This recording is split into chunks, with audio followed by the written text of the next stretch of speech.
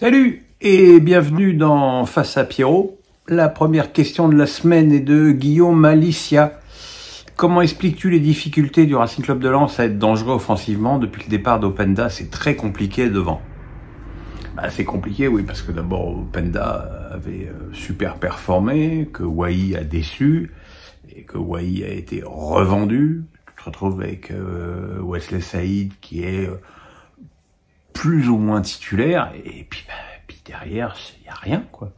Il y a rien, et c'est vrai que j'ai été, je l'ai dit d'ailleurs dans mon débrief de Rennes-Lens, tout le match, je me suis dit, mais comment Lens va pouvoir marquer un but dans ce match? Alors il se trouve que sur une erreur de Mandanda, ils y sont parvenus avec un but de Raccro en fin de match, mais je pense que cette année, lorsque le niveau de l'équipe en face sera défensivement compétent, ça va être très compliqué pour cette équipe de Lens de marquer des buts.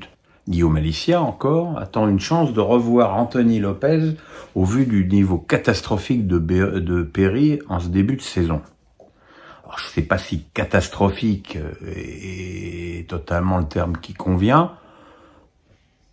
Disons que j'ai trouvé la façon dont Lyon a mis de côté Lopez très cavalière. Un gars qui, avec toutes les restrictions qu'on peut avoir sur Anthony Lopez, c'est quand même un gars qui a toujours tout donné pour son club. Et le mettre comme ça de côté et le mettre en vente, ouais, je trouve que c'est pas bien. Après, donner les clés à un gardien qui vient du Brésil, comme ça, bon, à l'arrivée, Lyon prend énormément de buts. Perry est finalement assez peu décisif. Et on s'aperçoit que finalement, Anthony Lopez, il est toujours dans l'effectif. Donc, effectivement, si à un moment donné, Pierre Sage a envie de le relancer, rien ne l'interdit. Mais ce serait un terrible désaveu pour le club, qui n'est pas assez près d'ailleurs à ce niveau-là. Alex Nissa du 06 me dit « Lens est 4e mais un mal fou à marquer les buts en ce début de saison. Comment expliques-tu ce mot qui date de la saison dernière et comment y remédier? J'espère après le match contre Nice. » Et comment y remédier? Donc c'est vraiment dans le prolongement de la question de Guillaume au début. Comment y remédier? C'est très compliqué parce que pour marquer des buts, il faut des buteurs, il faut des joueurs de qualité et des joueurs de qualité devant. Je suis désolé, Lens n'en a pas, à moins de vraiment filer les clés à Saïd. Alors a-t-il les épaules suffisamment costauds pour supporter cette pression? Mais voilà, si on attend sur Pereira da Costa et Sotoka ou Thomasson ou Fulgini qui jouent une fois par an de marquer des buts, c'est très très compliqué. Je pense que l'effectif de Lens sur le plan offensif est pauvre. Vince me dit bravo pour ce rafraîchissement capillaire. Oui, vous avez vu. Beau gosse. Que penses-tu du rumeur de possible rachat du FC Nantes par Alexander Arnold? Et globalement, quel est votre avis sur les fonds d'investissement qui rachètent des clubs pro? Alors, c'est une rumeur, effectivement. Alors bon, c'est un peu un raccourci de dire Alexander Arnold, parce qu'en fait, c'est son père qui a des parts dans un fonds de pension, un fonds d'investissement plutôt. Donc, c'est un petit peu différent que, enfin, c'est pas Mbappé qui rachète Caen avec ses propres sous. C'est quand même un petit peu différent. Alors après, est-ce qu'il y a eu un début de commencement de négo, bon, Kita dément, mais bon, dans Kita dément, il y a Kita ment. On a l'habitude avec lui. Quant à mon avis sur les fonds d'investissement qui rachètent les clubs pro, on peut être contre, hein, j'ai rien contre les gens qui sont contre, mais il faut aussi être lucide et se rendre compte de l'état de délabrement où est le football français et où sont les clubs français indépendants dans cette situation, et qu'à un moment donné, si le choix c'est être racheté par une multinationale ou un fonds d'investissement ou mourir, je pense que, enfin en ce qui me concerne, le choix est vite fait, quoi. Vince encore me dit, est-ce que Brest vous a séduit cette semaine en Ligue des Champions et en championnat?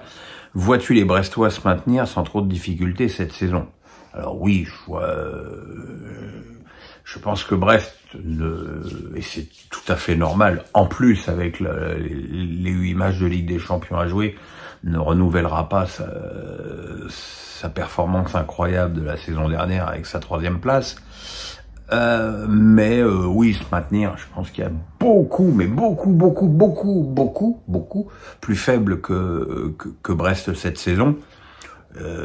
D'autant plus que finalement, sur la fin du mercato, ils ont réussi quand même à prendre des joueurs qui sont tous pas forcément titulaires, mais qui vont permettre à Brest, comme ils l'ont fait contre Toulouse, de faire une rotation et de gagner quand même. Est-ce que j'ai été séduit par la Ligue des Champions? Oui, j'ai été séduit parce que d'abord ils ont gagné. Alors même si c'était un adversaire du niveau Europa League, enfin bon, c'est Brest. Hein. Déjà Brest, l'Europa League pour eux c'est énorme. Donc déjà battre Sturm Graz c'est bien. Les battre de cette manière c'est encore mieux.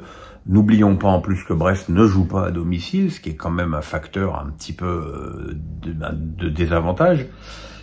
Donc oui, j'ai été agréablement surpris. Guillaume Alicia me dit pourquoi aucun club de Ligue 1 ne s'est intéressé au japonais Ito de Reims. Je trouve qu'il fait partie des meilleurs joueurs de notre championnat. Oui, je suis assez d'accord avec toi, c'est assez curieux. Non seulement c'est un bon joueur, mais en plus c'est un joueur original parce que c'est un ailier droit et que des ailiers droits il y en a quasiment pas dans le football aujourd'hui, et en plus c'est un ailier droit droitier, non pas un faux pied, parce que tu as aujourd'hui énormément de joueurs qui jouent côté droit, qui sont gauchers, pour pouvoir rentrer sur leurs pieds. Il a des qualités, alors il est pas non plus toujours d'une régularité folle, mais bon, ça reste quand même un joueur très intéressant. Alors par contre, il y a peut-être eu des demandes et peut-être que Reims a mis son veto. Mais en même temps, Reims qui met un veto pour vendre un joueur, c'est assez rare. Hein. Elias Recham me dit « Strasbourg a marqué 11 buts à mener au score à tous les matchs. Pourtant, le club ne compte que 6 points. La jeunesse de l'effectif est-elle la seule explication ?» Alors j'ai choisi cette question parce que voilà une question qui m'énerve. Parce que je veux dire, quelque part, tu as un peu la réponse à ta question dans ta question. Strasbourg a marqué 11 buts. 11 buts en 5 matchs, c'est quand même super. Et t'as mené à score à tous les matchs. Ça aussi, c'est super. Pourtant, le club ne compte que 6 points. La jeunesse de l'effectif est-elle la seule explication? À quoi? En fait, en plus, je veux la jeunesse de l'effectif est-elle la seule explication? Tu laisses ça ouvert. À quoi? Au problème défensif ou au fait d'avoir marqué 11 buts? Parce que si on part du principe que Strasbourg est une équipe très jeune, bah c'est peut-être cette jeunesse, cette insouciance, cette fougue, et aussi les joueurs de qualité qui te permettent de marquer ces 11 buts. Et inversement, qui font que tu as du mal à conserver un résultat. À l'arrivée, le résultat que je vois, c'est que effectivement Strasbourg peut se dire qu'il lui manque entre 3 et 4 points, hein. Je pense notamment au match à la Méno contre Angers avec tant d'occasions, et à Lyon où il menait 3-1, et avec 4 points, il serait presque tout en haut du championnat. Donc, et puis il y a aussi un phénomène, c'est que Strasbourg est certainement l'équipe la plus spectaculaire à avoir joué depuis le début de la saison, et ça c'est pas anodin. Vince me dit « Eric Roy fait du très bon travail à Brest. Ne penses-tu pas qu'il mériterait d'entraîner un club du top 5 français s'il assurait son maintien avec Brest à la fin de la saison ?» Brest a fini 3e la saison dernière, mais c'est une belle anomalie. C'est vrai qu'Eric Roy fait un super travail. Maintenant, comme je l'ai dit hier dans mon débrief, je suis pas fan de toutes ces déclarations, de toutes ces attitudes. Je trouve qu'il pleure beaucoup. Hier, il a été expulsé après le premier penalty de Toulouse, qui était pour le coup totalement indiscutable. J'ai pas non plus goûté, je l'ai dit, ces déclarations avant le début de la Ligue des Champions où il disait on fera peut-être 0 points, mais on n'est pas les premiers. Alors déjà, c'est un tacle à peine déguisé et totalement inutile à l'OM. Et puis, j'ai trouvé que c'était un signal pas très approprié à envoyer à ses joueurs avant le début de la compète. Alors, ces joueurs m'ont donné tort en gagnant contre Sturm Graz. Mais bon, Eric Roy, il me fait penser un petit peu à Thierry Loret. Voilà, très bon coach, mais avec une personnalité et des attitudes qui peuvent faire peur à des clubs plus huppés qui cherchent aussi des gens plus charismatiques, moins polémiques. Ça n'engage que moi. Hein. Alex Nissa du 06 me dit 3 victoires françaises dans le 4 matchs de Ligue des Champions la semaine dernière.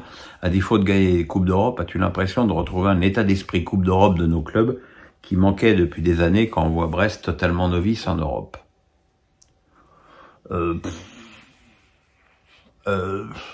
Oui pour Monaco et Brest, non pour Paris qui a souffert, c'est moins qu'on puisse dire, pour arracher sa victoire contre Girone. Effectivement, Brest a été totalement dans l'esprit de la Coupe d'Europe avec beaucoup d'envie, beaucoup d'enthousiasme. Le problème, c'est qu'il reste encore 7 matchs et qu'il va falloir dupliquer cette envie et cet enthousiasme encore une fois. Quant à Monaco, c'était vraiment un très très bon match de Monaco. Peut-être, c'est vrai, aidé par l'expulsion tout à fait logique d'Eric Garcia en début de match. Mais de toute façon, Monaco a vraiment un coup à jouer à tous les niveaux cette saison. Niri me dit, vu le match de Kondogbia ce soir, avec l'arrivée de Rabiot et Højbjerg indéboulonnables, plus Rongier et Koné, comment l'OM peut gérer cette saturation au milieu? C'est vrai que ça fait beaucoup de joueurs pour une équipe qui n'a pas de Coupe d'Europe à jouer cette saison. Alors, pour Kondogbia, le problème, et puis la solution est peut-être trouvée, je pense qu'il a été très très bon en défense centrale. Donc ça fait une option de plus en défense pour De Zerbi. Effectivement, sur le papier, la paire intouchable, c'est Rabiot-Højbjerg. Rongier, il faut qu'il revienne doucement mais sûrement d'une longue blessure. Et puis Koné, c'est un jeune joueur qui débute, donc voilà.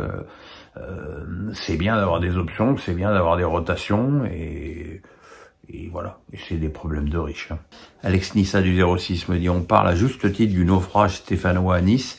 Je trouve qu'on ne parle pas assez de la bonne performance de Nice dans ce match, alors que Monaco n'a mis qu'un seul but face à cette même équipe il y a un mois. C'est ce que j'ai dit dans mon débrief, hein, c'est que ce match Nice-Saint-Etienne est un panaché entre une prestation assez incroyable sur le plan offensif des Niçois avec au moins 4 buts de très haut niveau et un naufrage absolu des Stéphanois sur peut-être les 4 autres buts et sur la prestation globale. De toute façon, quand on a eu 8-0, il y a forcément d'un côté une super performance et d'un autre côté un naufrage. C'est un petit peu mathématique. Donc oui, après je pense que la polémique du tweet du community manager de Nice, que je n'ai pas été le seul à dénoncer, même si évidemment il n'y a que moi qui ai pris à l'arrivée, a peut-être aussi un petit peu détourné les esprits de la performance niçoise de ce match, ce qui prouve que c'était un tweet à la con, parce que du coup on a plus parlé du tweet que des 8 buts marqués par Nice. Donc c'est pour ça que quand on veut faire on veut faire des vannes, il faut aussi savoir la faire au bon moment, à bon escient et contre des vraies victimes, pas contre une équipe promue à la ramasse. Yvous me dit, il est très difficile de juger la qualité de l'effectif parisien vu le nombre de changements de joueurs, mais surtout les changements de poste d'un match à l'autre pour les joueurs.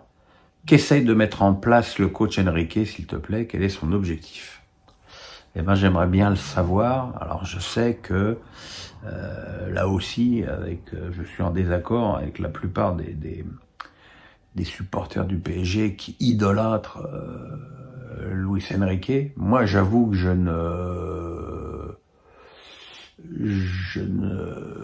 je suis pas fan. Je suis déjà pas fan du football qu'il préconise. Hein. Il y a un excellent papier dans l'équipe d'hier qui explique que les joueurs du PSG, ils font un peu contre mauvaise fortune bon cœur avec les consignes tactiques hyper rigoureuses de Luis Enrique. C'est vrai que c'est pas un entraîneur qui autorise et qui même interdit presque le dépassement de fonction des joueurs.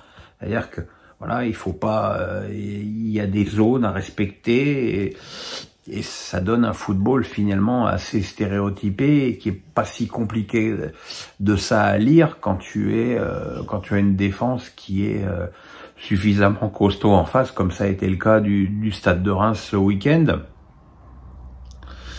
Et en plus, je trouve que quand tu commences un match avec 4 joueurs sur 10 joueurs de champ qui ne jouent pas à leur poste, à leur meilleur poste, hein, Zahir Emery arrière droit, Beraldo arrière gauche, Doué faux numéro 9, Kolo Muani ailier droit.